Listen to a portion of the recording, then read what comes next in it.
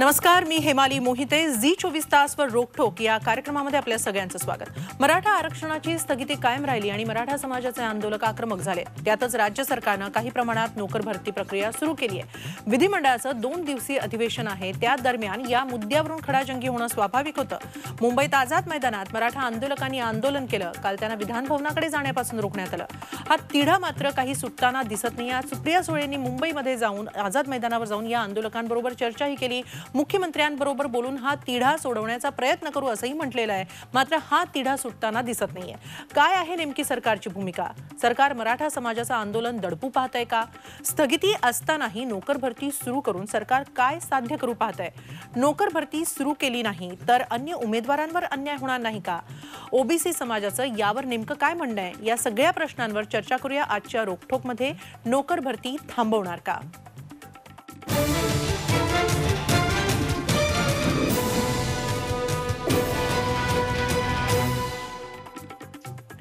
या चर्चेत सहभागी होत आहेत काँग्रेस प्रवक्ते अतुल लोंढे आणि ओबीसी नेते श्रावण देवरे. अतुल लोंढे, सुरुवातीला प्रश्न तुम्हाला. सरकारची नेमकी भूमिका काय आहे? स्थगिती असताना सुद्धा सरकार नोकर भरती का सुरू करतंय? नाही, असं आहे की एक अभूतपूर्व परिस्थिती निर्माण झालेली आहे. एक गोष्ट आपण लक्षात घेतली पाहिजे की संपूर्ण देशामध्ये 50% वरती वेगवेगळ्या समाजांना ओबीसीमध्ये किंवा बीसीमध्ये ज्या ज्या राज्यांना जिथे जिथे जसं जसं सुटेबल होईल तसं आरक्षण दिलं. जसं आपण एससीबीसीमध्ये 16% मराठ्यांना दिलं होतं. कुठल्याही याच्यावर म्हणजे ईडब्ल्यूएसचं पण 10% हे 50%च्या अबव आहे. पण कुठल्याही आरक्षणावर स्थगिती जी आहे ती आली नाही. संपूर्ण देशभरात जशी काही अपवादात्मक परिस्थिती महाराष्ट्रात आहे, जेव्हा की मागासवर्गीय आयोगाने अहवाल दिलेला असल्यानंतरही एक सुप्रीम कोर्टाने हा निर्णय दिला आणि ती स्थगिती दिली. मला आता इथे प्रकर्षानं भाजपच्या लोकांना एक गोष्ट आठवण करून द्यावीशी वाटते. तो व्हिडिओ पब्लिक डोमेनमध्ये आहे, माझ्याकडे पण आहे, आपल्याकडे पण असेल.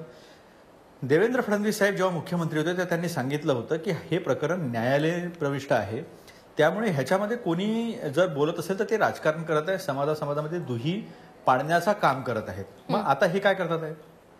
स्थगिती असा आहे की कुठला ना कुठला सरकार म्हणून मार्ग जो आहे तो काढावा लागणार आहे आणि तो मार्ग काढत असताना मराठा समाजाचंही कुठे नुकसान झालं नाही पाहिजे, ओबीसी समाजाचंही कुठे नुकसान झालं नाही पाहिजे, असा समन्वयाचा मार्ग जो आहे तो काढण्यासंदर्भामध्ये विचार सुरू आहे.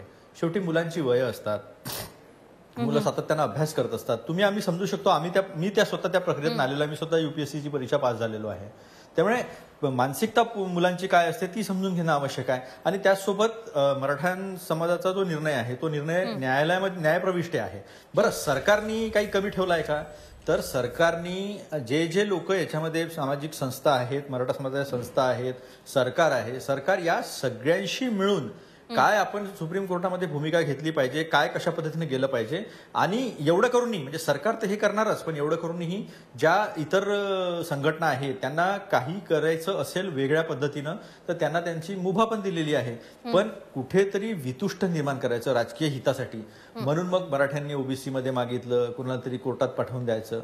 हे जे चालू केल्याने हे महाराष्ट्राची ही संस्कृती नाही. शाहू फुले आंबेडकरांचा महाराष्ट्र आहे, ज्यांनी सामाजिक समन्वयाचा एक मोठा मार्ग जो आहे तो देशाला दिलेला आहे.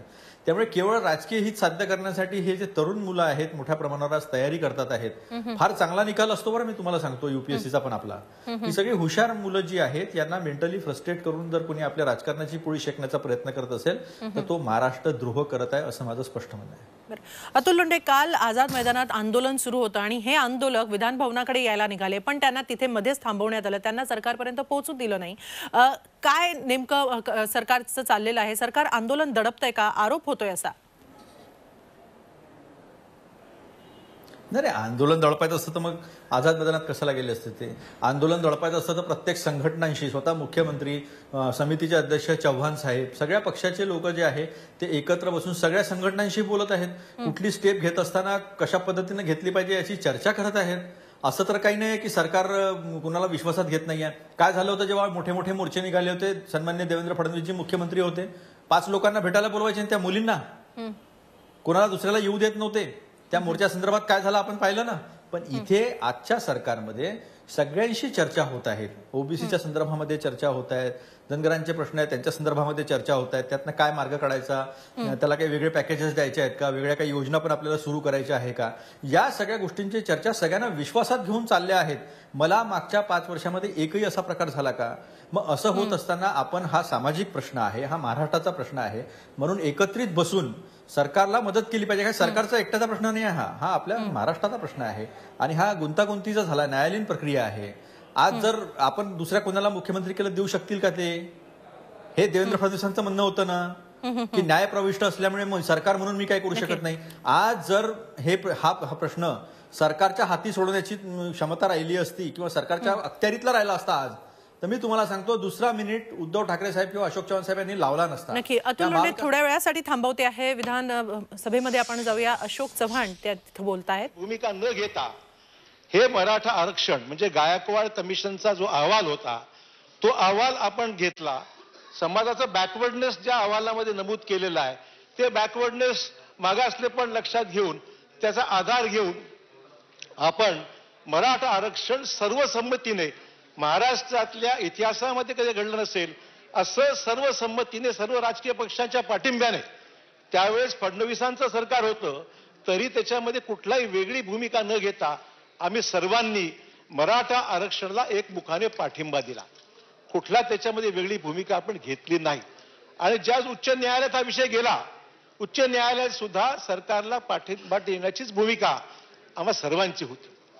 पण दुर्दैवाने अध्यक्ष महोदय, हा विषय ज्यावेळेस सर्वोच्च न्यायालयामध्ये गेला त्यावेळेस याला जे इंटरिम स्टे मिळाला त्यानंतर ज्या पद्धतीने विधानं केली जात आहेत, निश्चित आम्हाला सर्वांना दुःख आहे की हा विषय राजकारणाच्या पलीकडचा आहे. हा विषय कुठल्या एका पक्षाचा किंवा एका व्यक्तीचा किंवा एका समाजाचा विषय नाही. हा सभागृहाने संमती केलेला, एक मताने संमत केलेला, ज्या विषयावर संपूर्ण महाराष्ट्राच्या भावना लागलेल्या आहेत, सकल मराठा समाजाला त्याच्याबद्दल मदत व्हावी हीच भूमिका आहे. म्हणून भूमिका सरकार घेत असताना मग सातत्याने त्याच्यामध्ये टीका टिप्पणी जी केली जाते अध्यक्ष महोदय ही अपेक्षित नव्हती.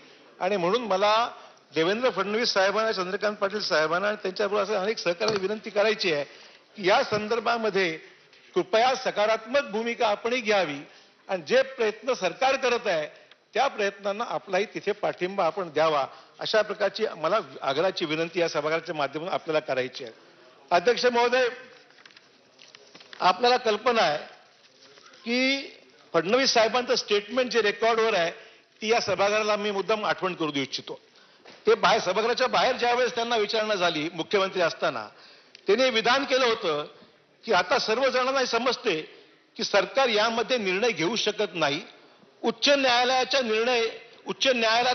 निर्णय होऊ शकतो हे माहीत असून सुद्धा काही पक्ष आणि काही संघटना राजकीय हेतूने समाजामध्ये ते निर्माण व्हावी यासाठी लोकांना उचकवण्याचा प्रयत्न करत आहेत. आरक्षण हे केवळ आणि केवळ न्यायालयातूनच मिळू शकते हे माहिती असताना देखील ज्या प्रकारचे अभिनिवेश चालले आहेत ते पुरोगामी महाराष्ट्राला खऱ्या अर्थाने शोभणारे नाहीत. अशा प्रकारचं वक्तव्य ऑन द रेकॉर्ड हे फडणवीस साहेबांनी अनेक वेळा केलेलं आहे आणि त्याची क्लिपिंग आज सर्वत्र आहे. अध्यक्ष महोदय, मी भूमिका आज हीच मांडली तर काय चुकीचं आहे? म्हणजे दोघांच्या, आता तुम्ही मुख्यमंत्री होता, तुमच्या काळात तुम्ही एक निर्णय जाहीर केला, सभागृहाने संमत केला, दुर्दैवाने सर्वोच्च न्यायालयात तो मागे पडला, त्याला सरकार जबाबदार आहे का? आणि मुद्दा एवढाच आहे, हे सगळे निर्णय घेत असताना वारंवार आरोप केला जातो की सरकार गंभीर नाही, सरकार गंभीर नाही, सरकार गंभीर नाही. अध्यक्ष महोदय, मला मुद्दाम इथे सन्मान्य चंद्रकांत पाटील साहेब आणि इतरही सन्मान्य सदस्यांना विचारणा करायची आहे. आपणही उपसमितीचे अध्यक्ष होता, किती बैठका घेतल्या आम्हा सर्वांना बोलून आपण मला सांगा. किती लोकांना पाचारण करून त्यांचं मत आपण ऐकून घेतलं. उलट सन्मान्य मुख्यमंत्र्यांचे मी अभिनंदन करेन की त्यांनी हा विषय सर्वोच्च न्यायालयात गेल्यापासून, आमचं सरकार आल्यापासून मुख्यमंत्र्यांनी वारंवार याच्यामध्ये बैठका घेतल्या. म्हणजे मराठा संघटनांच्या जवळपास 70 ते 80 वेगवेगळ्या संघटना आहेत की ज्यांना मुख्यमंत्र्यांनी निमंत्रित केलं, व्यक्तिशः त्यांच्याशी बोलले, एकेका संघटनेला जवळपास 3-3, 4-4 तास दिले. विषय सारखेच असताना प्रत्येकाची वेगवेगळी मागणी असताना राज्याचे मुख्यमंत्री, उपमुख्यमंत्री, उपसमिती सर्व सदस्य आणि अधिकारी तिथे आंदोलन सुरू आहे आणि तिथे विरोधी पक्षनेते देवेंद्र फडणवीस हे शिवसंग्रामचे नेते विनायक मेटे यांच्यासह उपस्थित आहेत. शिवाजी महाराज की धन्यवाद. या धर्मीय भेट देण्याकरता या राज्याचे नेते आणि माजी मुख्यमंत्री विरोधी पक्षनेते आदरणीय देवेंद्रजी फडणवीस साहेब, विधान परिषदेचे विरोधी पक्षनेते प्रवीण दरेकर साहेब, आशिषजी शेलार, रत्नाकरजी, आमदार रत्नाकरजी गुट्टे, आमचे आमदार निरंजन नाईक साहेब, आमचे राज पुरोहित साहेब, सगळ्यांचं मी मनपूर्वक स्वागत करतो. आणि देवेंद्रजींना मी विनंती करतो की या ठिकाणी बसलेले प्राथमिक स्वरूपामध्ये सगळे आमचे बंधू भगिनी आहेत. 17 ते 18 डिपार्टमेंटची मंडळी ज्यांचं एससीबीसी जे तुम्ही आरक्षण दिलं, तुमच्या काळामध्ये टिकणारं आरक्षण दिलं, जे हायकोर्टामध्ये टिकू शकलं, अशा आरक्षणात दिल्यानंतर जी एससीबीसी मध्ये भरती प्रक्रिया अनेक विभागाची पूर्ण झालेली आहे. परंतु त्याच्यातले काही लोक जॉईन झाले आणि काही लोक जॉईन झाले नाही. अशा जॉईन झालेल्या विद्यार्थ्यांचा ही प्रश्न आहे. आणि ती जी आझाद मैदानात मराठा समाजाचं आंदोलन सुरू आहे आणि तिथे विरोधी पक्षनेते देवेंद्र फडणवीस पोहोचलेले आहेत. त्याबाबतची सर्व अपडेट घडामोड आम्ही तुमच्यापर्यंत घेऊन येणार आहोत. मात्र तुर्तास आपण रोकटोकमध्ये चर्चेला पुन्हा एकदा सुरुवात करूया. या चर्चेमध्ये माझ्याबरोबर सहभागी झालेले आहेत काँग्रेस प्रवक्ते अतुल लोंढे आणि ओबीसी समाजाचे नेते श्रावण देवरे. श्रावण देवरे, नोकर भरती सरकारनं सुरू केली आणि याला मराठा समाजाकडून खूप मोठा विरोध होतो आहे, कारण स्थगिती आहे आरक्षणाला. आपण या सगळ्याकडे कसं बघता?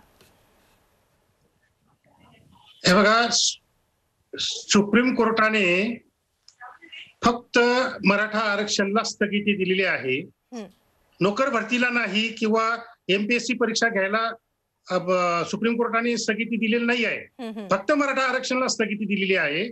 आणि सरकार आपल्या आपल्या रुटीन कार्यक्रमाप्रमाणे एमपीएससीची परीक्षा घेऊ शकतं, नोकर भरती करू शकतं. त्याला अडथळा आणणे म्हणजे सरकारच्या कामकाजात अडथळा आणण्यासारखं आहे. एखाद्या समाजाला जर आरक्षण मिळत असेल आणि जर ते सुप्रीम कोर्टामध्ये त्याला स्थगिती असेल, तर याचा अर्थ असा होतो का की महाराष्ट्र सरकारने सर्वच काही कारभार ठप्प केला पाहिजे, नोकर भरती बंद केली पाहिजे, एमपीएससी परीक्षा बंद केल्या पाहिजेत. तर हे चुकीचं आहे. एमपीएससी परीक्षा बंद पुढे ढकलल्यामुळे किंवा नोकर भरती रद्द केल्यामुळे महाराष्ट्रामध्ये जे SC, ST, OBC, Maratha, open, ब्राह्मण या सगळ्या जातींमधले जे उमेदवार आहेत त्यांचं प्रचंड नुकसान होत आहे. एमपीएससीच्या परीक्षा जे मुलं देण्यासाठी आले होते शहरामध्ये, अक्षरशः लाखो रुपयाचं कर्ज काढून ते शहरामध्ये येतात आणि एमपीएससीच्या परीक्षा देतात. त्यांची परीक्षा तुम्ही ऐन वेळेस रद्द केली तर त्यांच्यावर जे काही कर्ज झालंय ते कर्ज कोण भरणार आहे? सरकार भरणार आहे की मराठा आरक्षणवाले भरणार आहेत? हे अत्यंत चुकीचं आहे. नोकर भरती ताबडतोब सुरू केली पाहिजे आणि एमपीएससी परीक्षा ही ताबडतोब सुरू झाली पाहिजे. त्याचबरोबर या मराठा आरक्षणाबाबत जेव्हा बोलणं होतं तेव्हा नेहमी प्रश्न उठतो की ओबीसी आरक्षणाबाबत, ओबीसी आरक्षणामधून मराठा समाजाला आरक्षण दिलं जावं, यावर आपण काय सांगाल?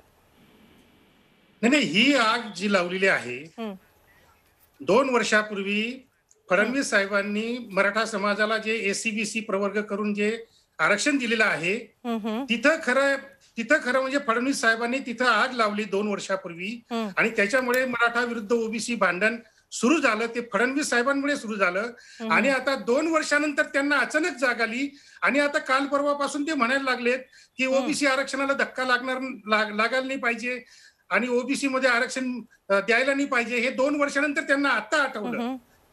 आता ओबीसी मोठ्या प्रमाणात खेडोपाडी जागृत झाला आणि आता ओबीसींचा लक्षात हे षडयंत्र आलेलं आहे संघ भाजपचं.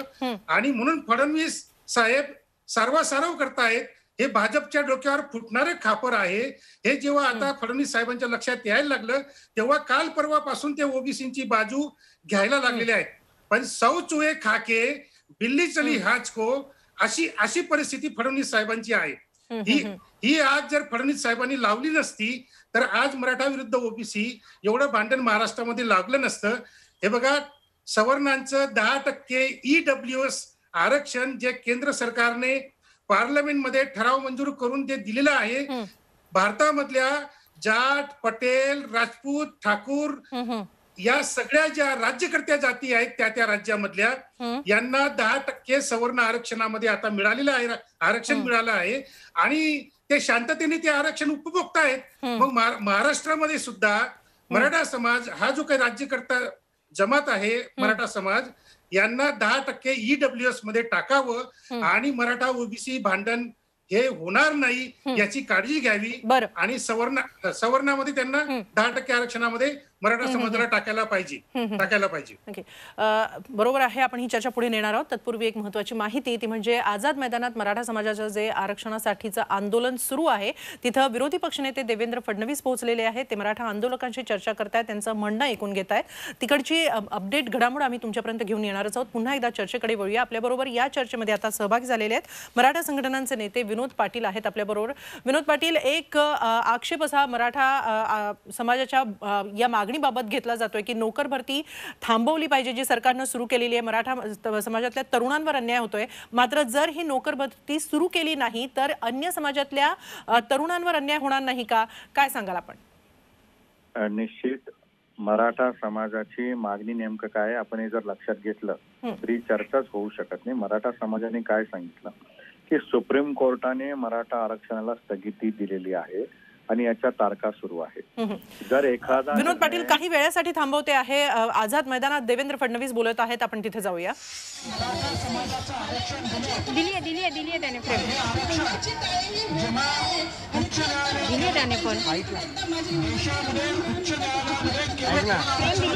इथे लावलं तर बाईक नंतर भेटेल.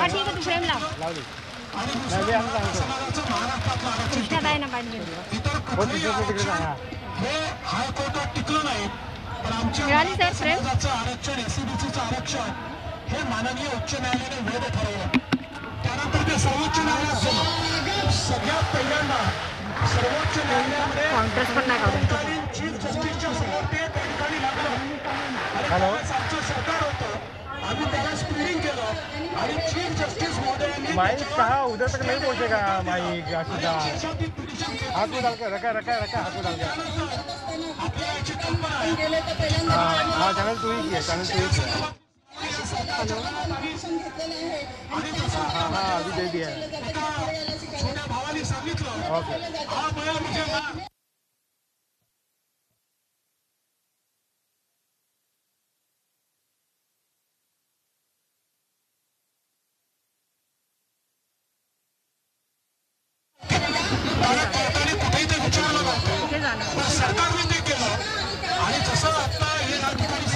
आझाद मैदानात विरोधी पक्षनेते देवेंद्र फडणवीस हे मराठा समाजाच्या आंदोलकांशी संवाद साधत आहेत. ते आपण पाहिलं. आता पुन्हा एकदा चर्चेमध्ये आपण परतूया. विनोद पाटील आपल्याबरोबर बोलत होते. नंतर आपल्याबरोबर आणखीन काँग्रेस प्रवक्ते अतुल लोंढे देखील आहेत. अतुलजी, काय सांगाल? आत्ता जसं ओबीसी समाजाचे नेते श्रावण देवरे यांनी आरोप केलेला आहे की ही आग लावली जाते आहे, काय नेमकं घडतंय? नाही, बरोबर आहे. देवेंद्र फडणवीस ज्या संस्थेच्या ज्या संस्कारातून येतात तिथे आग लावूनच राजकारण करायचं असतं ना. आज सुद्धा सभागृहामध्ये चर्चा सुरू आहे पुरवणी मागण्यांवर. काय महाराष्ट्राचे प्रश्न आहेत, पोटापाण्याचे प्रश्न आहेत, रोजगाराचे प्रश्न आहेत, त्याच्यावर चर्चा करण्यापेक्षा त्यांना कंगना आणि अर्णब याच्यावर जास्त चर्चा करावीशी वाटते. त्यामुळे त्यांची प्रायोरिटी, त्यांची प्राथमिकता काय आहे? त्यांची प्राथमिकता जी तिकडे मोदी साहेबांची असेल, त्यांची प्राथमिकता जे आग लावायला पेट्रोलचं काम करतात, रॉकेलचं काम करतात असे कंगना आणि अर्णब गोस्वामी जे आहेत ते आहेत. त्यांची प्राथमिकता ही नाही आहे की तुम्ही कोणत्या सेक्टरला किती पैसे दिले, कोणत्या सामाजिक क्षेत्रामध्ये तुम्ही किती पैसे खर्च केले, बेरोजगारांच्या संदर्भामध्ये आपण काय, त्याच्यावर चर्चा नाही आहे. चर्चा सगळा वेळ जो आहे तो याच्यावर मोठ्या प्रमाणावर घालवला जातो आहे. म्हणजे हेच जे लोक आहे ज्यांनी पंकजा मुंडेंवर हिंदूमध्ये आर्टिकल लिहून आलं होतं त्याला त्यांनी प्रिव्हिलेज म्हटलं होतं. पण आता एवढ्या महाराष्ट्राच्या मुख्यमंत्र्यांच्या संदर्भामध्ये एकेरीमध्ये बोलणारा, त्यांचा अपमान करणारा सातत्यानं, हा महाराष्ट्राचा अपमान आहे. मुख्यमंत्री ही संस्था आहे तर त्याच्यावर त्यांना ती चर्चा त्यांच्या बाजूनी करायची वाटते. महाराष्ट्राच्या मुख्यमंत्र्याचा, महाराष्ट्राचा अपमान झाला तरी चालेल, पण मात्र आपली जी, आपल्या पक्षाची जी भूमिका आहे ती टिकली पाहिजे आणि ती किती चांगली वाईट असो त्याच्याशी त्यांना काही देणं घेणं नाही आहे. त्यामुळे हा राजकीय दुटप्पीपणा जो आहे तो महाराष्ट्रासमोर अनेक वेळा जो आहे तो एक्सपोज झालेला आहे. त्यांना याच्याशी काही देणं घेणं नाही. त्यामुळे त्यांनी आग लावली जे देवरे साहेबांनी म्हटलं ते अगदी योग्य आहे. पण देवरे साहेबांनी एक गोष्ट समजलं पाहिजे की ते ओबीसी समाजाचे नेते आहेत. हा समाज, हा महाराष्ट्र जो आहे, छत्रपती शिवाजी महाराजांनी 18 पगड जातीच्या सगळ्या म्हणजे जे उपाशी तापाशी लोक होते अशा लोकांना स्वराज्याचा मंत्र देऊन उभा केला. त्याला पूर्णत्वास नेलं शाहू फुले आंबेडकरांच्या विचारानं. त्यामुळे त्यांनी सुद्धा जी भूमिका आहे ती सामोपचाराची घेतली पाहिजे. आणि सामोपचाराची अतुलजी, भूमिका अशी आहे की मराठा आरक्षणाचा तिढा मात्र काही केल्या सुटताना दिसत नाहीये. आता तर स्थगिती आलेली आहे, त्यात नोकर भरती सुरू झाली आहे म्हणून आंदोलन सुरू झालेलं आहे. तेव्हा पूर्वी जे विरोधी पक्षात होते ते तेव्हा म्हणत होते की सरकार दुर्लक्ष करतंय. आता जे विरोधी पक्षात आहेत ते म्हणतात की आत्ताचं सरकार दुर्लक्ष करतंय. मग नेमकं मराठा समाजातल्या मागण्यांकडे नेमकं लक्ष तरी कुणाचं आहे? हा नेमका तिढा नेमका सुटणार तरी आहे का? आणि नोकर भरती सुरू ठेवून किंवा थांबवून नेमकं सरकार कोणत्या समाजाला न्याय देणार आहे?